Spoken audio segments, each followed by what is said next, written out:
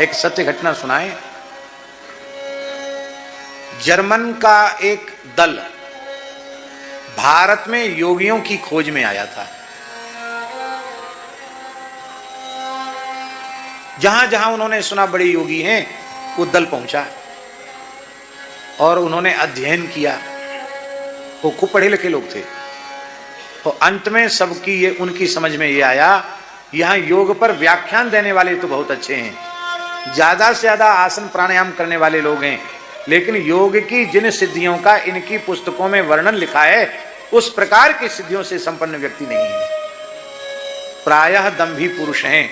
और उन्होंने अपनी पुस्तक में बहुत ऊटपटांग बातें भारत के योगियों के बारे में लिख दी।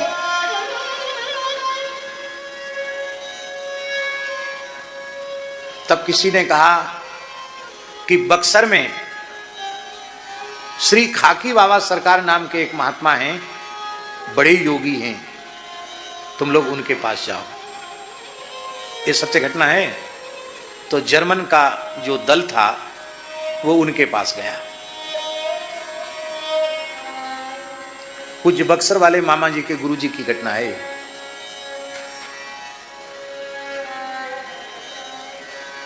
अब वो विचित्र महात्मा थे ठाकुर जी, खाकी बाबा सरकार, बाहर से लगते नहीं कितने सिद्ध हैं। अब आप इसी से विचार कर लो, काशी हिंदू विश्वविद्यालय की नींव रखने में मालवीय जी ने, महामना पंडित मदन मोहन मालवीय जी ने अत्यंत आदर पूर्वक उनको प्रार्थना करके बनारस बुलाया था और काशी हिंदू विश्वविद्यालय की 5 ईंट उनके हाथ से रखवाई मालवीय जी ने। अब वो उधर की भोजपुरी भाषा बोलते थे, तो काहो मलविया ऐसे बोलते थे, मालवीय जी को मलविया बोलते थे। तो वहां के जो विद्वान थे काशी को, उनको बड़ा खराब लगा कि किस पागल को ले आए, आपको सभ्यता से बात भी नहीं करता। तो मालवीय जी ने कहा, इनका तिरस्कार मत कर देना, ये संत वेश में साक्षात हनुमान जी है। ये मालवीय जी ने उनके लिए कहा। बहुत ऊंचे योगी, बड़े ऊंचे सिद्ध थे श्री खाकी बाबा सरकार। और त्रिकालदर्शी तो बड़े अद्भुत थे। उन्होंने कहा खाकी बाबा सरकार ने, वैसे तो वो संस्कृत भी नहीं, सामान्य संस्कृत जानते होंगे, हिंदी बोलते, हिंदी भी नहीं बोलते थे, भोजपुरी बोलते थे। और उनके पास वाले लोग ज्यादा पढ़े लिखे नहीं थे, तो जर्मनी वालों की बात समझ नहीं पा रहे थे ठीक से। तो बाबा ने सबको हटा दिया और खाकी बाबा सरकार उनसे जर्मनी में बात करने लग गए। वो कभी जर्मन गए थे जो जर्मनी पढ़े होंगे, जर्मनी में बात करने लगे। और उनको बहुत जोर से फटकार लगाई कि तुम जो उटपटांग लिख लिए हो ना कि भारत में कोई सिद्ध नहीं, योगी नहीं, तुम ढोंगियों के पास गए होगे, तुम योगियों के पास गए कहां? किस योग की सिद्धि को तुम देखना चाहते हो? तो उन्होंने कहा, योगी लोग हमने सुना जल के ऊपर गमन करते थे, भादों की गंगा जी चढ़ी हुई थी और वो गंगा जी पर ऐसे चले गए जैसे कोई जमीन पर चलता है, पल्ली पार तक चले गए। 1.5 किलोमीटर गंगा जी का पाठ था। उसके बाद बोले योगियों का 5 तत्वों पर अधिकार होता है, वैज्ञानिक बोले। और आश्चर्य की बात तो ठाकुर जी ये हुई कि उन वैज्ञानिक, उस दल ने कैमरे से महाराज का फोटो लिया गंगा जी की धार पर चलते हुए। आज भी फोटो है सुरक्षित। इसके बाद का योगियों का जल पर अधिकार होता है। तब आपने कहा, ए गंगिया, गंगा जी को, ए गंगिया, ये हम पल्ली पार जाना चाहते, थोड़ा रास्ता दो ना। तो इतनी बड़ी गंगा जी की बीच में से जगह खाली हो गई पानी की। अब वो पैर रखते हैं, उतना पानी वहां से हट जाता है। पैदल पैदल चले गए, पैदल पैदल आ गए। बोले कहां जाना, आकाश में कि पाताल में, बता कहां जाके देखा हूं। चरणों में पड़ गए, ऐसे कांपने लग गए। तो योग की सिद्धियां भी कोई सामान्य चीज नहीं होती है। आपको विश्वास नहीं होगा, और विश्वास न होने से हानि भी हो सकती है। लेकिन हम आपको सत्य सत्य बता रहे हैं, महापुरुषों में ऐसी सामर्थ्य होती है, योगियों में कि अपने देह से, अपने भाव में, सूक्ष्म देह से, अपने मन की गति से कहीं के कहीं वे जा सकते हैं।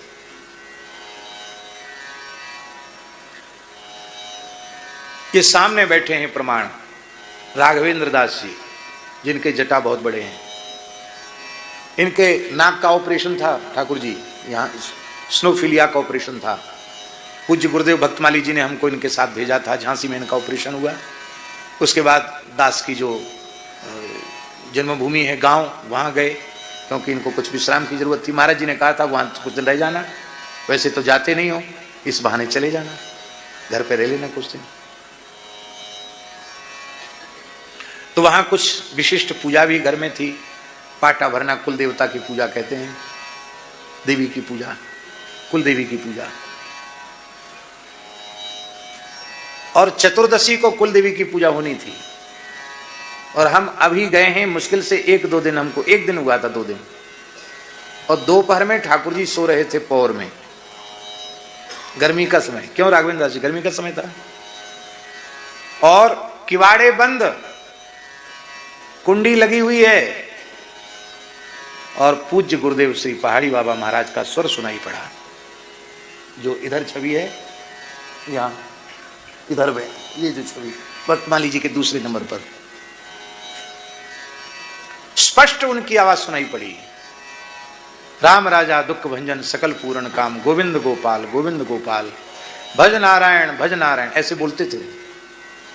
तो उनकी वाणी के स्वर को सुन करके हम सो रहे थे, हम जग गए और जगकर तत्काल उठकर बैठे। तो स्वप्न नहीं है ये भाई, हम जग के उठ के बैठ गए तो स्वप्न कैसे हुआ? और मेरी आंखों के सामने महाराज जी खड़े। पृथ्वी पर उनके चरण नहीं थे, पृथ्वी से ऊपर उनके चरण थे। शरीर पर केवल एक लंगोटी थी, एक कमंडल था, सामने खड़े थे। मैं दंडवत प्रणाम किया और प्रार्थना की कि आप बैठ जाएं। तो वे बैठ गए, जहां हम लेटे थे वहीं बैठ गए। और बैठते ही बोले, ग्रस्तियों के टुकड़े खाते मारा मारा इधर उधर डोल रहा है। अरे साधु को ज्यादा गृहस्थियों में नहीं भटकना चाहिए, ज्ञान वैराग्य बिगड़ता है, वृंदावन आ जा। बस इतनी आवाज सुनाई पड़ी। आवाज क्या? वो बोल ही रहे थे। बस मैंने प्रणाम किया। प्रणाम करते ही वे अकस्मात तिरोहित। हो सकता है किसी को विश्वास नहीं होगा, सोचते होंगे कि जो लोग वक्ता लोग कुछ ना कुछ बना लेते हैं बात। ये बनाई हुई बात नहीं है, इसलिए मैंने पहले कह दिया कि यदि विश्वास नहीं करोगे तो हानि हो सकती है। और मेरी स्थिति ऐसी हुई, इस घटना के बाद विकल हो गए और हमने अपने हाथ से ही अपना थैला लगाया। मैंने कहा अब हम यहाँ रुक नहीं सकते, अब हमको वृंदावन जाना है। बोले बस नहीं मिलेगी। हम कहा हम अब रुक नहीं सकते, चाहे बस न मिले पैदल जाएंगे, पर अब निकल जाएंगे, अब नहीं रुकेंगे। सब पूछते रहेगा कि हुआ क्या, क्या बात हो गई, क्यों जा रहे हो? अभी महाराज जी इसी क्षेत्र में आने वाले, उनकी कथा है, फिर चले जाना साथ में। नहीं, हम नहीं रुक सकते, हम तो जाएंगे। तब मोटरसाइकिल पर बिठाकर दूसरी जगह तक भेजा गया, वहां से फिर झांसी, फिर ट्रेन पकड़ के हम आए। और सवेरे, क्यों राघवेंद्र दास जी, लगभग 4 बजे मथुरा स्टेशन पहुंचे होंगे। ये थे, ये सामने प्रमाण है। पर महाराज जी ने आकर ये कहा, न तो मैंने ये इनको बताया, न घर में किसी को बताया। क्यों बताएं भी तो लोग विश्वास नहीं करेंगे, कैसा संभव ही नहीं है।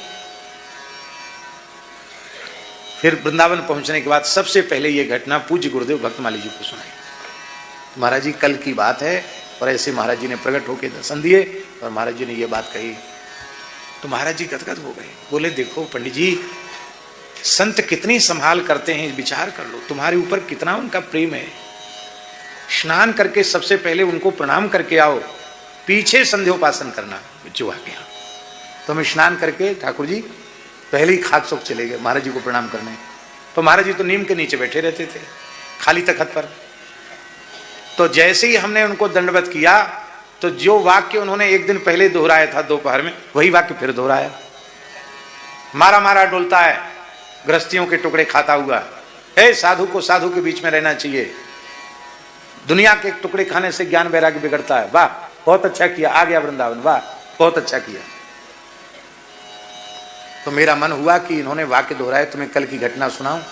मैंने कहा महाराज जी हम तो अभी आने वाले नहीं थे, मैं कुछ आपसे कह। नहीं नहीं, सवेरे सवेरे का समय है, जाओ भजन पाठ करो, कुछ बताने की जरूरत नहीं है, जाओ भजन पाठ करो। सुना नहीं हमारी बात। सवेरे सवेरे का संध्या कर लिया तुमने, भजन पाठ कर लिया। महाराज जी जाओ जाओ भजन पाठ करो अपना, बताने की जरूरत नहीं है, जाओ चले जाओ। इसको कहते योग सिद्ध।